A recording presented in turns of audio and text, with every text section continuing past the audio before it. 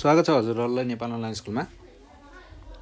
आज हामी मोल कन्सेप्टको न्यूमेरिकलहरु डिस्कस गर्ने छौं, जसमा चाहिँ मोल कन्सेप्टमा रिलेटेड न्यूमेरिकलहरु मात्र डिस्कस गर्ने छौं है। जस्तै त्यसको लागि हामीहरुलाई के जरुरी छ त आज हामीहरुलाई जरुरी बस दुई चीज मात्र छ। मोल कन्सेप्टको हजुरहरुलाई थ्योरी थाहा हुनु पर्यो, प्लस नम्बर अफ मोल्स को यदि थाहा छैन भने नम्बर अफ मोल्स को थ्योरी पनि बुझ्नु भएको छैन भने तपाईहरुले हाम्रो प्लेलिस्टमा सर्च गर्न सक्नुहुन्छ। त्यहाँ तपाईले पक्कै भेटाउनुहुन्छ मोल कन्सेप्टको थ्योरी पनि। जस्तै नम्बर अफ मोल्स भनेको के हुन्छ त? नम्बर अफ मोल्स भनेको हामीहरुको वेट अपन फर्मुला वेट भन्छ, या यसलाई एटोमिक वेट पनि भन्न सकिन्छ। हामीलाई बस यो एउटा फर्मुला मात्र चाहिने छ। आज यो एउटै फर्मुलासँग रिलेटेड हामीहरु क्वेशनहरु डिस्कस गर्ने छौं। जस्तै मैले यहाँ एउटा क्वेशन लेखेको छु। जस्तै क्वेशनले के भन्छ त? A sample of pure calcium metal, एउटा pure calcium metal weighing 1.35 gram was quantitatively converted to 1.88 gram of pure calcium oxide CaO calcium oxide if the atomic weight of oxygen is taken to be 16 gram, यानी कि 16 oxygen is taken to be 16, what is the atomic weight of calcium? calcium को atomic weight के हुन्छ होला भन्छ। अब यसको लागि हामीले सबैभन्दा पहिलो कुरा त के बुझ्नु पर्यो? हामीहरुको जुन क्याल्सियम मेटल छ, यो क्वेशनमा जुन क्याल्सियम मेटल छ, क्याल्सियम मेटल पुरै के भएको छ त?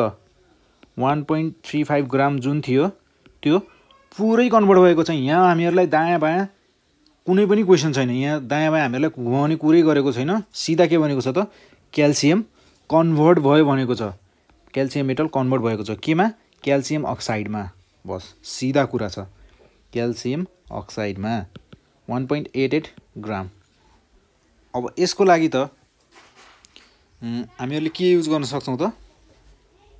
यसको लागि हामी युज गर्न सक्छौं moles of calcium in reactant is equals to moles of calcium in product.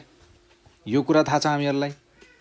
यो कुरा थाहा छ भने moles of calcium in reactant is equals to के लेख्न सक्छौं त हामी? Moles of calcium moles of oxygen. हामीहरुको यहाँ यो अक्सिजन र यो क्याल्सियमको मोल के हुनुपर्छ? सेम हुनुपर्छ। Moles of oxygen is equals to के हुने भयो त? Moles of calcium. अब हामीहरुको मोल्स अफ अक्सिजन कति हुन्छ त? हामीहरुको क्याल्सियम 1.35 ग्राम छ। क्याल्सियम अक्साइड, क्याल्सियम र अक्सिजन मिलेर बनेको छ क्याल्सियम अक्साइड, जसको वेट कति छ? 1.88 ग्राम। यदि हामीहरुले 1.88 ग्रामबाट यानी कि क्याल्सियम अक्साइडबाट क्याल्सियमको वेटलाई माइनस गर्यो भने के को वेट पाउन सक्छौं हामी? अक्सिजनको। Simple math. 1.88 gram minus 1.35 gram भनेको weight of moles of oxygen. हामीहरुको फर्मुला हामीले के लेखेका थियौं? वेट अफ के हुने भयो त? Weight of oxygen upon atomic weight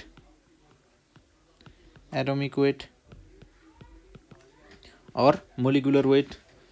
अनि मोल्स अफ क्याल्सियममा वेट अफ क्याल्सियम अपन के हुन्छ त? एटोमिक वेट अफ के को? एटोमिक वेट अफ अक्सिजन को। अभियसली यहाँ पनि एटोमिक वेट अफ के त? अक्सिजन। और अब हामीहरुलाई वेट अफ अक्सिजन कसरी निकाल्ने कुरा थाहा छ। 1.88 minus 1.35 upon atomic weight. Oxygen को कति हुन्छ? 16। त्यसैगरी वेट अफ क्याल्सियम क्याल्सियमको वेट के छ त हामीहरुसँग छ त क्याल्सियमको वेट क्याल्सियमको लागि वेट एटोमिक वेट हामीहरुसँग एटोमिक वेट छैन तर वेट चाहिँ छ गिवन वेट चाहिँ हामीहरुसँग छ गिवन वेट चाहिँ हामीहरुसँग कति छ त 1.35 तर एटोमिक वेट हामीहरुले के गर्नु पर्ने छ त क्याल्कुलेट गर्नु पर्ने छ एटोमिक वेट यसमा 1.88 माइनस 1.33 गर्दा 1.35 गर्दा कति आउने भयो त हामीहरुको 0.033 त्यसैगरी upon 16 1.35 upon atomic weight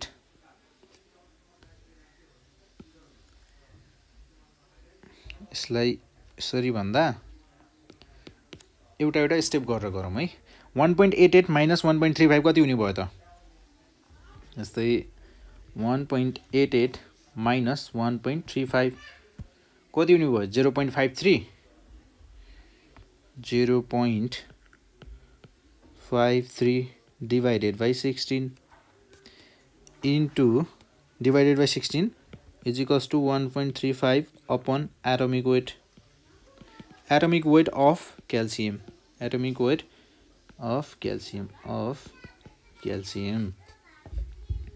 so therefore atomic weight of calcium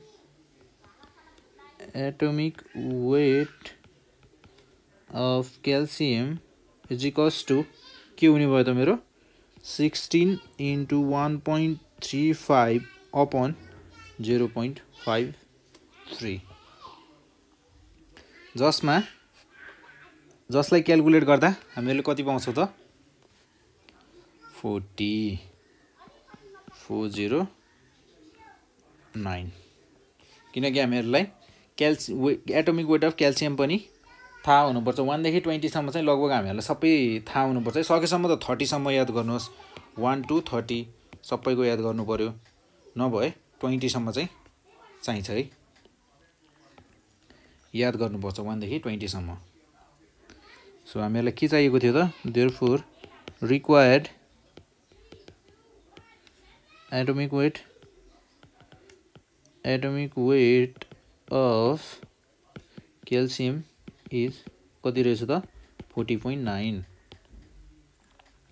यसमा म्याथ पनि खासै युज भएको छैन र यसको लागि हामीहरुले जस्ट के कुरा मात्र थाहा पाउनु पर्ने रहेछ त moles of oxygen is equals to moles of calcium हुन्छ भन्ने कुरा थाहा पाउनु पर्यो अब यो कुरा थाहा पाउनको लागि हामीहरुले मोल कन्सेप्ट बुझ्नु पर्यो मोल कन्सेप्ट बुझ्नको लागि तपाईहरुले नेपाल अनलाइन स्कुलको मोल कन्सेप्ट नाम गरेको टपिकको भिडियो पनि हेर्नु पर्यो आज हामी न्यूमेरिकल मात्र डिस्कस गर्छौं है सो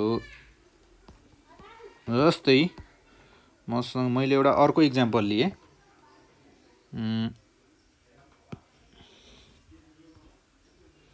एक्जाम्पल छ हामीहरुको जस्तै यो भयो हामीहरुको एक्जाम्पल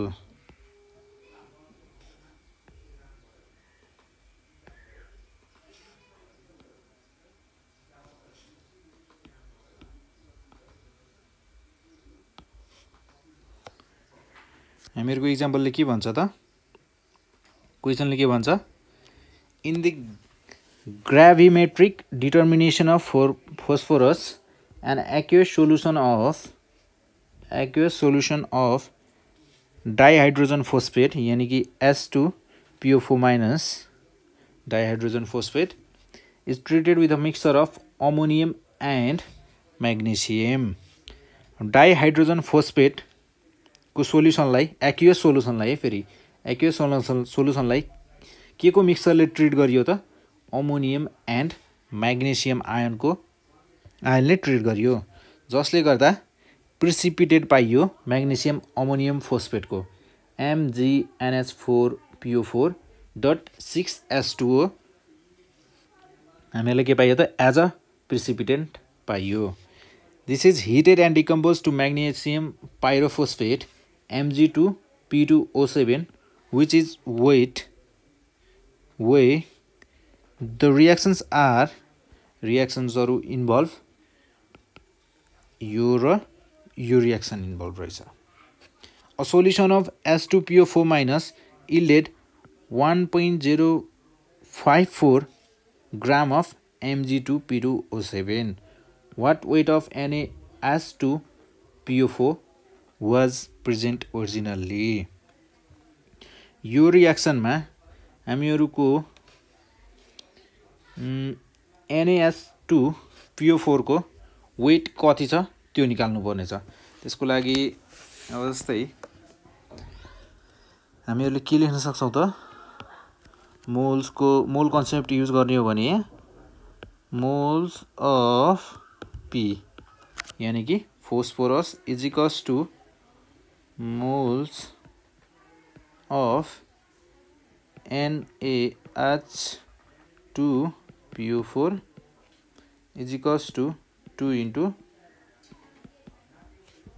moles of Mg2P2O7. हामीहरुको 2 into moles of Mg2P2O7 किन गरेको त भन्दा मोल्स अफ फोस्फोरस हामीहरुको मोल्स अफ फोस्फोरस यहाँ जति छ यो फोस्फोरस योसँग इक्वल हुनको लागि के हुनु पर्छ त हामीहरुको यहाँ P मात्र छ तर यहाँ के छ त P2 भनेपछि 2 times of moles of Mg2P2O7. यति कुरा यो कुरा चाहिँ हामीले कहाँबाट थाहा पाएको त मोल कन्सेप्टले भन्छ यो कुरा चाहिँ. अनि यसमा हामीहरुको गिवन कुराहरु के छ moles of Mg2P2O7 is equals to के हुन्छ त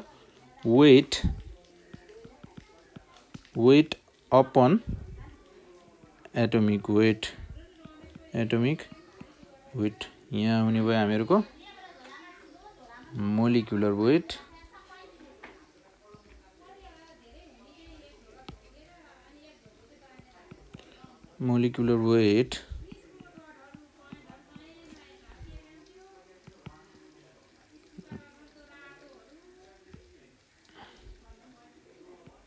यो भयो हामीहरुको गिवन वेट यो चाहिँ के हो त गिवन वेट यो हामीहरुको वेट यसको टोटल वेट गिवन वेट कति छ त हामीहरुको Mg2 यहाँ छ 1.054 of Mg2P2O7 1.054 divided by यसको टोटल वेट कति हुन्छ त हामीहरुको तपाईहरुले एड गर्नुभयो भने सबैको 222.5 पाउनु हुनेछ. यसलाई डिवाइड गर्दा 222.5 1.054 1.054 के थियो त डिवाइडेड बाइ 222.5 कति आयो त हामीहरुको 0.005 पनि भन्न सक्छौं हामी यसलाई राउन्ड अप गरेर. तर राउन्ड अप नगरेर 3 डिजिट सम्म लेख्दा चाहिँ राम्रो है. जस्तै 473 सम्म लेख्न सक्छौं हामी. 473 नलेखेर 4 लेख्न सक्छौं नभए यही सम्म लेखिदिदा पनि हुन्छ किनकि यहाँ 0 छ 4737 सम्म लेख्न सक्छौं. हामीहरुको यो आयो 0.00947 यसपछि 0 थियो हामीले त्यो भन्दा पछाडी लेखिनु. यो त हामीहरुको के भयो मोल्स अफ Mg2P2O7 हामीहरुलाई मोल्स चाहिएको त होइन हामीहरुलाई त वेट चाहिएको हो. अब हामीहरुलाई यदि वेट चाहिएको हो भने